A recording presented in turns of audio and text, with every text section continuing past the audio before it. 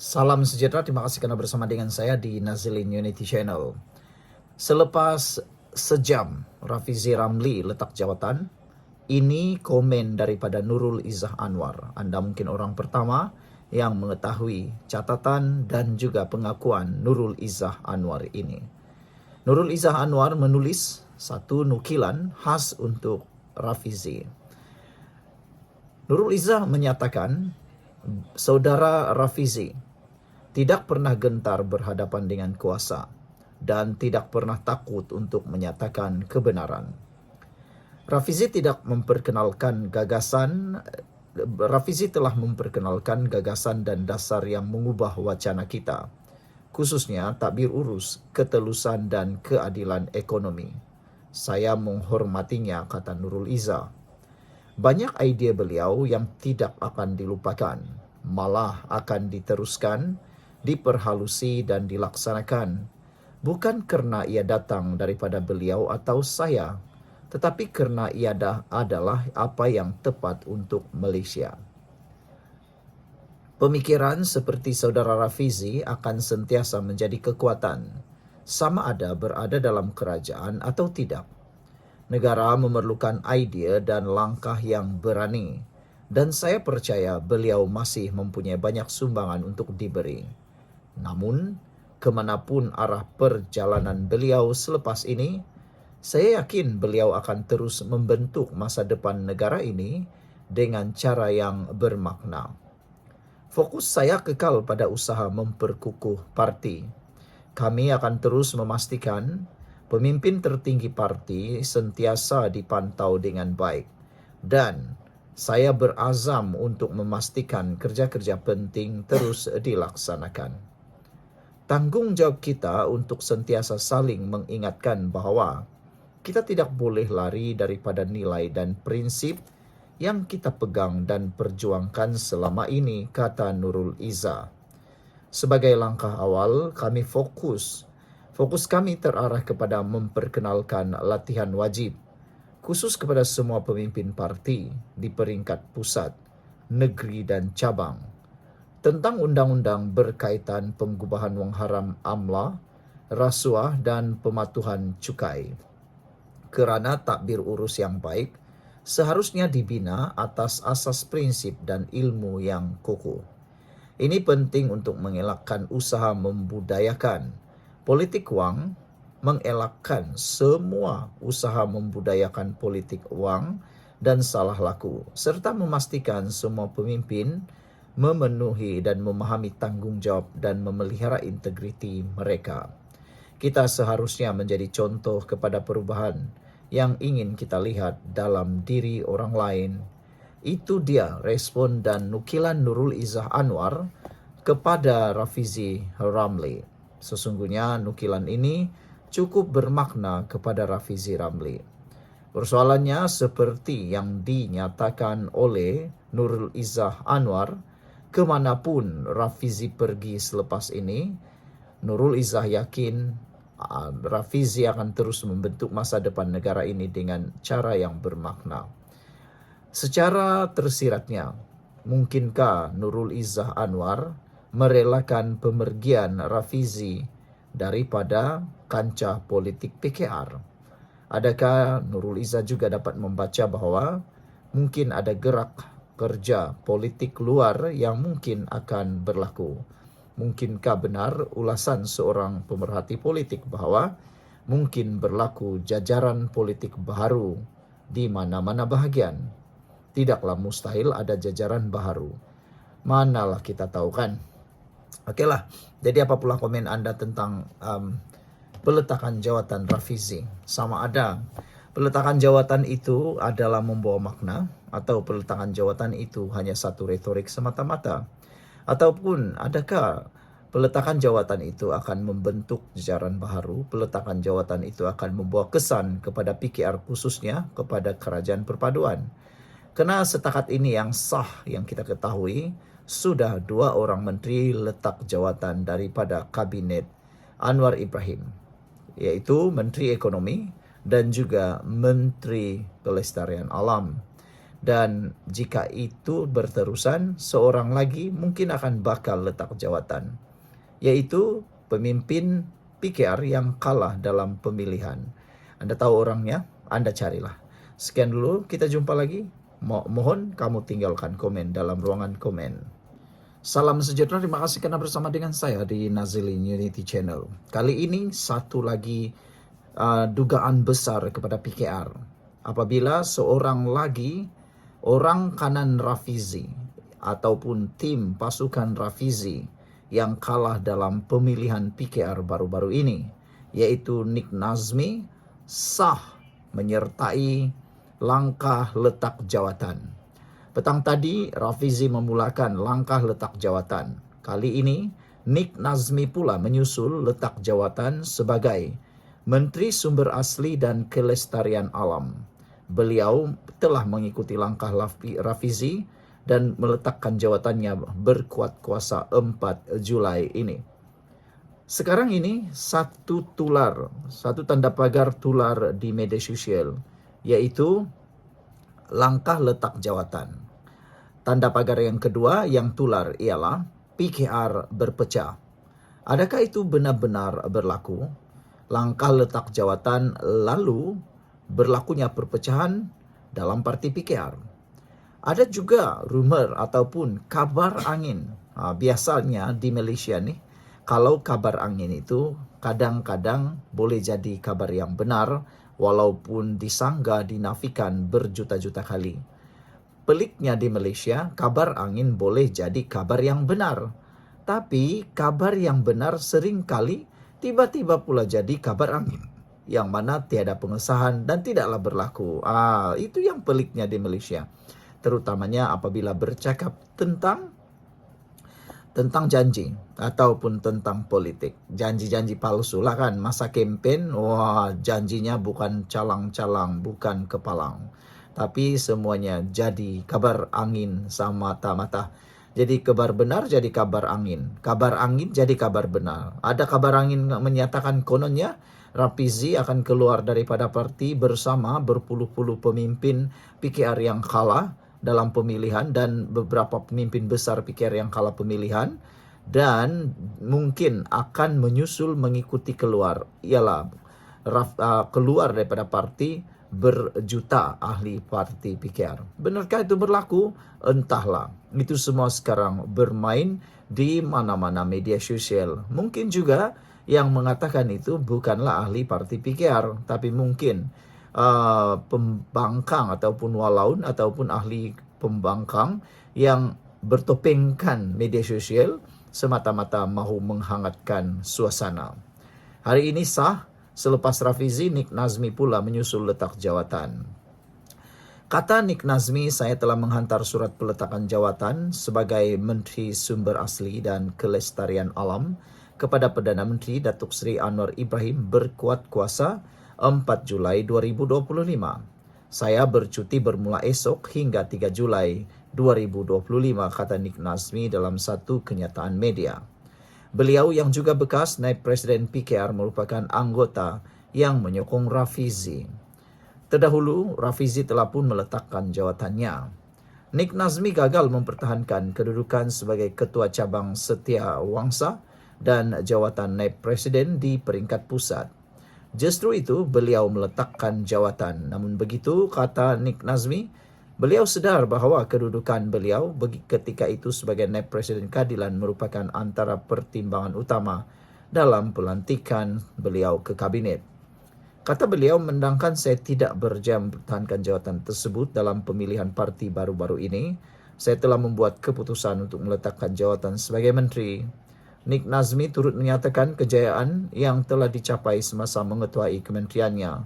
Antaranya termasuklah pindaan kepada Akta Kualiti Alam Sekitar 1974, Akta 127, Fasa 1 serta peningkatan ketelusan dalam laporan penilaian kesan alam sekitar EIA.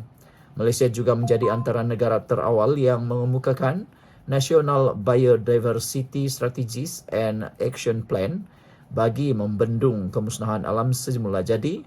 Pengurangan kadar penyahutanan yang ketara juga telah mendapat pengiktirafan daripada Setiausaha Agung Pertubuhan Bangsa-Bangsa Bersatu. Hanya dalam beberapa minggu selepas dilantik, kami berjaya melaksanakan penyasaran semula subsidi elektrik di bawah mekanisme ICPT di Semenanjung Malaysia. Kami juga berjaya meluluskan Akta Kecekapan dan Pemeliharaan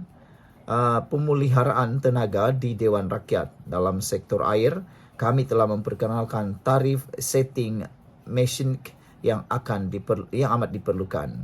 Pasukan NRIS telah memulakan rang Undang-Undang Perubahan Iklim Negara dari peringkat paling asas dan kini berada di peringkat akhir sebelum dibentangkan ke Jemaah Menteri dan Parlimen, kata beliau. Sekian untuk kali ini. Jangan lupa tinggalkan komen anda. Salam sejahtera. Okey, petang ni aku nak kongsikan dengan anda semua. Saya mau kongsikan dengan anda semua apa yang akan jadi selepas Rafizi Ramli meletakkan jawatan sebagai Menteri Ekonomi. Ikuti terus siaran ini sebab yang saya akan hurai dan saya akan ulas ialah kemungkinan-kemungkinan yang akan berlaku kepada Rafizi Ramli. Okeylah, tak nak panjang sangat, nak hurai sini sana. Terus saja direct to the point. Yang pertama, Rafizi akan meninggalkan PKR. Itu ramalan saya. Ramalan itu bersandarkan kepada mengapa Rafizi letak jawatan. Alasan Rafizi meletakkan jawatan salah satunya, beliau berkata, beliau mengakui beliau hilang mandat parti. Apabila perkara itu secara tersiratnya, saya menganggap kenyataan Rafizi bahawa beliau mengakui hilang mandat parti bermaksud Rafizi sudah tidak senada ataupun sehaluan dengan kepimpinan parti PKR. Jadi itu sebabnya saya meramalkan dan saya menjangkakan tiada yang mustahil untuk Rafizi keluar daripada PKR. Okey, itu ramalan dia. Selepas dia keluar daripada PKR, itu yang lebih penting. Seperti yang saya nyatakan sebentar tadi, pada petang tadi, apabila Rafizi sudah keluar daripada PKR, yang akan Rafizi buat ialah dia akan mengosongkan kerusi Parlimen Pandan. Ramai yang mungkin menganggapnya satu omongan kosong, tapi sebenarnya berlandaskan kepada fakta dan teori. Faktanya, Rafizi sudah menganggap dirinya hilang ataupun menganggap dirinya dipermalukan. Itu sebabnya Rafizi akan bangkit semula dan akan menunjukkan kepada Malaysia, khususnya politik, bahawa beliau masih relevan dan masih punya pengaruh. Caranya mudah saja. Cara Rafizi untuk menunjukkan kepada Anwar bahawa dia adalah orang yang mempunyai kekuatan, orang yang mempunyai pengaruh kuat. Cara mudah ialah melalui pilihan raya. Dengan cara Rafizi meletakkan jawatan sebagai ahli Parlimen Pandan, satu pilihan raya kecil terpaksa dibuat selepas Rafizi letak jawatan.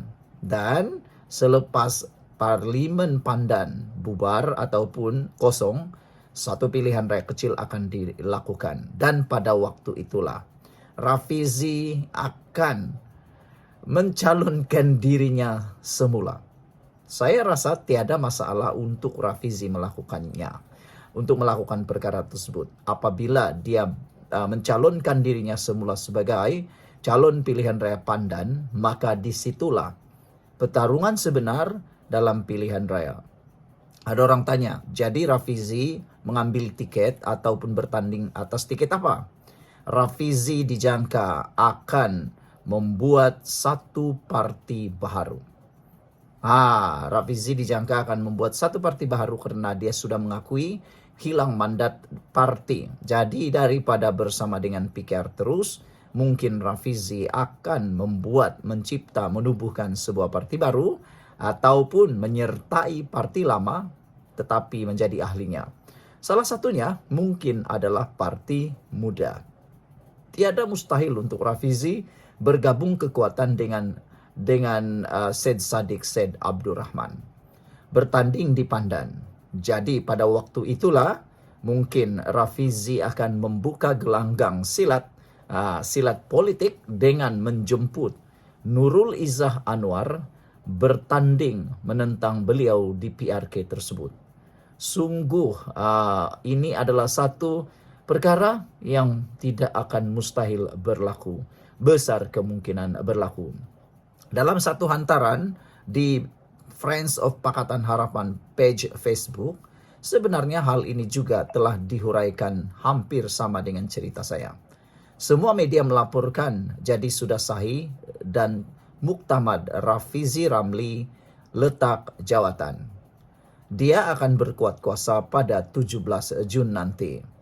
Namun demikian, saudara, Rafizi Ramli telah melaksanakan satu gerakan sewaktu pemilihan PKR dipanggil Hiruk yang berjaya membina gelombang dalam kalangan ahli PKR. Selain itu, rakyat yang menonton juga sebenarnya terpengaruh sama. Pada 28 Mei, Rafizi Ramli membentuk gelombang seterusnya. Sudah diyakini kini ramai bahwa Rafizi Ramli mustahil berhenti setakat itu saja. Sekembalinya daripada percutian 17 Jun nanti. Karena peletakan jawatan Rafizi hanya berkuat kuasa 17 Jun dan bermula hari ini sehingga 17 Jun beliau akan bercuti.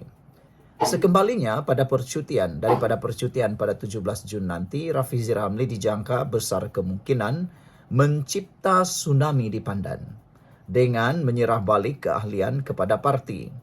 Menyerah balik keahlian kepada parti bermaksud beliau akan meletakkan jawatan sebagai ahli parti atau keluar daripada parti. Selepas itu dijangka juga diramalkan kemungkinan Rafizi akan mengosongkan kerusi Pandan. Lalu yang ketiga, satu PRK uji ketahanan PKR menuju PRU16 akan dibuat. Jadi siapa yang akan bertanding seterusnya? Of course lah, ramai yang akan mengharapkan penubuhan satu parti baru yang akan mendukung reformasi 2.0 setelah reformasi 1.0 dikatakan telah pun dimatikan oleh Anwar Ibrahim. Siapa yang akan menerajui parti reformasi 2.0 ini? Ada yang mengatakan tentulah Rafizi Ramli. Hak perkara mustahil. Rafizi Ramli terima rayuan Anwar Ibrahim dan pelobi-lobinya. Sebenarnya apabila Anwar Ibrahim ataupun Perikatan Nasional juga mahu menjemput Rafizi menyertai payung besar Perikatan Nasional, tidaklah semudah itu mereka memancing Rafizi. Karena Rafizi tidak akan bersama dengan Perikatan Nasional, tetapi dia akan membentuk satu gelombang yang baru.